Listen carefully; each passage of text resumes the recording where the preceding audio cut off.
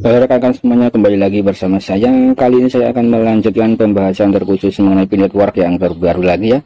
Di sini ada informasi yang sangat penting sekali yang dikutip oleh P-News Media berkaitan menjelang fase open mainnet rekan-rekan, dan di sini ada 13 informasi penting ya. Silahkan disimak sampai akhir. Yang pertama di sini mengenai KYC rekan-rekan. Dan di sini mengenai bagian KYC dari pertanyaan para pionir-pionir semuanya di seluruh dunia ya. Di sini pihak News Media mengumpulkan beberapa jawaban dari pihak core team. Yang pertama di sini tidak ada batasan harian untuk slot KYC. Untuk sebagian besar jaringan yang dapat mengajukan KYC sekarang, mereka dapat mengajukannya kapan saja. Jadi di sini yang pertama untuk masalah KYC sudah sangat jelas ya dari core team bahwa tidak ada slot atau tidak ada batasan untuk KYC ya, dan rekan-rekan bisa mengajukan dengan cara nanti rekan-rekan bisa memasuki aplikasi Pi Browser, kemudian nanti rekan-rekan klik yang PKYC ya. Oke rekan, nanti rekan-rekan bisa masuk aplikasi Pi Browser seperti berikut ini ya untuk rekan-rekan yang belum KYC. Di sini saya juga masih belum KYC ya rekan-rekan, dan di sini saya akan coba untuk praktekannya ya secara langsung. Oke rekan-rekan, dan pada bagian di Pi Browser seperti ini ya, nanti rekan-rekan bisa klik yang KYC Pi di sini. Ini adalah cara untuk menjemput KYC ya. Nah nanti ketika di sini tampilan seperti berikut ya rekan-rekan. Nah kita lihat saja ya. Oke rekan-rekan, dan di sini keterangannya kami telah mencapai batas partisipasi ya. Jika Anda sudah mengirimkan aplikasi KYC Anda, harap tunggu ya. Dan di sini nanti ketika di sini ada slot yang ada ya rekan-rekan, nanti akan ada keterangan untuk kita bisa langsung melakukan KYC ya. Dan di sini saya mendapatkan saran dari leader-leader ya, yang pionir-pionir yang sudah lama menambang, bahwa untuk mendapatkan undangan KYC nanti rekan-rekan bisa memasuki aplikasi ini pada dini hari ya, pada pukul 2 pagi sampai pukul 4 subuh ya rekan-rekan, mungkin kurang lebih seperti itu ya. Karena di sini trafiknya pada jam-jam seperti itu akan sangat sedikit ya. Ini hanya cara sederhana atau cara untuk bisa mempercepat KYC rekan-rekan, mungkin kurang lebih seperti itu ya. Kemudian di sini informasi yang kedua, ini untuk solusi KYC dengan ekstensi yang diperlukan berdasarkan aplikasi yang dikirimkan. Masih ada beberapa pionir yang masih belum bisa diterapkan ya, karena kompleksitas yang berbeda-beda, seperti penggunaan unit daerah, daya tarik, nama, dan minor ya.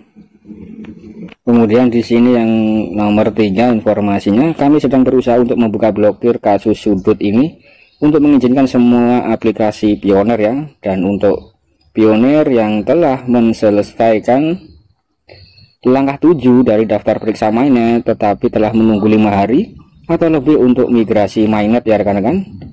Nah di sini mungkin berkaitan dengan daftar periksa mainnet dan berkaitan dengan saldo migrasi ya, untuk rekan-rekan yang mungkin sudah lolos KYC rekan-rekan, dan rekan-rekan sudah menyelesaikan 7 langkah daftar periksa mainnet ya. Tapi di sini masih menunggu 5 hari untuk koin-koin rekan-rekan bisa dimigrasikan ke dalam saldo mainnetnya ya. Nah oke rekan, dan di sini saya masuk ke aplikasi P-Networknya ya. Di sini ketika rekan-rekan sudah berhasil mendaftar ya, dan di sini rekan-rekan periksa daftar periksa mainnet ini ya. Ini adalah langkah-langkah yang harus rekan-rekan selesaikan sebagai pionir P-Network agar rekan-rekan itu bisa ya, bisa menggunakan koin Pi ke depannya rekan-rekan. Dan yang pertama di sini sudah sangat jelas sekali ya, ini harus mengunduh aplikasi Pi Browser, kemudian amankan dompet, kemudian konfirmasi dompet ya, kemudian juga simpan keprasaan di rekan-rekan, kemudian juga rekan-rekan harus melogin ya. Kemudian setelah itu kita tinggal menunggu KYC saja ya. Nah ketika semuanya sudah beres dan sudah KYC, kemudian KYC sudah lolos ya. Nah kemudian langkah yang ketujuh adalah migrasi koin Pi kita ke mainnet ya. Yang dimaksud adalah seperti ini rekan-rekan. Dan nanti ketika rekan-rekan sudah menyelesaikan 7 langkah ini dan sudah dimigrasikan koin Pi rekan-rekan ke dalam mainnet, rekan-rekan akan bisa menikmati koin Pi rekan-rekan ya untuk berbelanja di dalam ekosistem di dalam fase mainnet tertutup ini, sebelum nanti akan memasuki fase open mainnet ya. Dan saldo-saldo yang ada di mainnet tersebut yang akan bisa digunakan rekan-rekan. Oke rekan-rekan, dan nanti ketika rekan-rekan sudah menyelesaikan 7 langkah ya, nanti rekan-rekan akan dimigrasikan saldo koin Pi rekan-rekan ke dalam saldo mainnet ini ya. Karena di sini saya masih belum KYC, saldo saya dalam mainnet masih 0 ya rekan-rekan, dan saya masih belum bisa melakukan transaksi apapun di dalam fase mainnet tertutup ini. Karena di sini yang KYC yang sudah lolos ya, informasinya sudah lebih dari 3 juta pionir, dan ini masih banyak sekali pionir-pionir yang belum mendapatkan KYC dan belum dimigrasikan koinnya ya. Mungkin nanti akan ada semacam KYC secara besar-besaran menjelang fase open mainnet ya rekan-rekan. Dan di sini memang dimaksudkan oleh Dr. Nicholas Kokalis atau Kortin untuk pionir-pionir yang lama di sini memang masih belum mendapatkan KYC dan belum dimigrasikan koin Pi-nya, agar mereka tidak boros dalam membelanjakan koin Pi-nya di fase awal dalam mainnet tertutup ini ya. Karena untuk produk-produk di dalam Bijan Mall ini memang sangat mahal sekali rekan-rekan, dan ini hanya untuk antisipasi saja ya. Kurang lebih seperti itu. Kemudian di sini yang nomor 4 ya, informasi dari Pinews Media. Ada beberapa alasan mengapa migrasi mainnet mereka mungkin tertunda. Yang pertama, di sini pemeriksaan dilakukan untuk verifikasi bahwa dompet yang dikonfirmasi oleh pionir untuk migrasi di sini tidak dikonfirmasi oleh pionir lain ya. Kemudian jika pionir menggunakan alamat dompet yang telah dikonfirmasi oleh pionir lain, transfer akan diblokir hingga perintis dapat mengkonfirmasi dompet yang terkonfirmasi ya. Kemudian di sini Kortin menunda migrasi otomatis saldo besar yang akan ditransfer secara manual untuk alasan keamanan. Saat ini tidak ada jadwal kapan migrasi keseimbangan massal akan terjadi ya. Dan ini sudah saya jelaskan tadi ya rekan-rekan, memang untuk mengantisipasi ya agar rekan-rekan tidak boros dalam membelanjakan koin Pi-nya ya, dan juga untuk keamanan. Kemudian di sini berikutnya ketiga, bahkan setelah memeriksa semua item di daftar periksa, ada pemeriksaan tambahan sebelum transfer mainnet, termasuk pemeriksaan sanksi tambahan dan penilaian ulang status KYC. Kemudian di sini keempat, jika saldo akun yang dapat ditransfer turun di bawah saldo minimum yang disyaratkan oleh blockchain, migrasi akan ditangguhkan jika pemeriksaan tersebut menentukan bahwa perintis memerlukan peninjauan lebih lanjut sebelum relokasi. Kemudian di sini Kortin sedang meninjau kasus ini dan akan memperbarui statusnya agar konsisten dengan hasil pemeriksaan tambahan ini atau mengeluarkan migrasi setelah peninjauan selesai.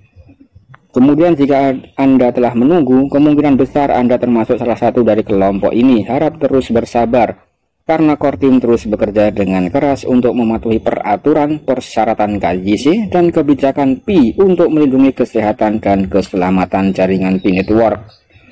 Kemudian di sini yang nomor 11, pastikan sebanyak mungkin pionir sejati dapat menjaga keamanan Pi mereka.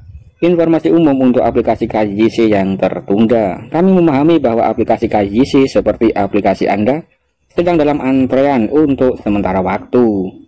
Kemudian di sini yang nomor 12, kami sedang melatih dan menguji algoritma verifikasi untuk menangani berbagai skenario KYC, termasuk skenario Anda ya. Kemudian yang terakhir di sini, aplikasi KYC Anda akan bersama siapa saja yang berbagi skenario KYC yang sama dengan Anda. Sementara itu kesabaran Anda sangat kami hargai dan lain-lain. Teruslah menggali petir ya, kami akan segera mengumumkan informasi lebih lanjut. Nah, ini adalah informasi yang dikutip oleh Pinews Media berdasarkan sumber-sumber langsung dari Kortin, terutama berkaitan dengan KYC ya rekan-rekan, karena di sini sebagai kesimpulannya ya, untuk masalah KYC di sini Kortin memang masih sedikit mengalami masalah-masalah atau kendala-kendala ya secara teknis, baik itu secara algoritma dan lain-lain ya. Yang pasti di sini untuk Kortin sebentar lagi akan mengadakan informasi terupdate-nya ya di layar berada rekan-rekan semuanya, karena di sini sudah memasuki bulan Desember rekan-rekan. Kemudian informasi yang paling penting tadi ya rekan-rekan adalah yang pertama ya, bahwa untuk slot KYC sampai saat ini atau slot KYC pada saat ini rekan-rekan di sini tidak ada semacam slot-slotan ya, jadi tidak ada batasannya. Dan siapapun nanti bisa melangsungkan atau melamar KYC ya, mungkin tanpa adanya pop-up atau tanpa adanya notifikasi. Rekan-rekan langsung bisa masuk saja ke dalam aplikasi Pi Browser, kemudian aplikasi KYC Pi untuk langsung melamar KYC ya. Tapi pada saat ini langkah ini memang masih mengalami sedikit trouble ya, kurang lebih seperti itu. Semoga saja di sini untuk masalah KYC bisa diselesaikan dengan cepat oleh Kortin dan kita bisa melangsungkan fase open mainnet untuk melihat perkembangan Pi Network dan untuk menikmati koin Pi kita ya. Dan kita bisa melakukan semacam withdraw, trading, dan swap koin yang lainnya. Sekian dan terima kasih.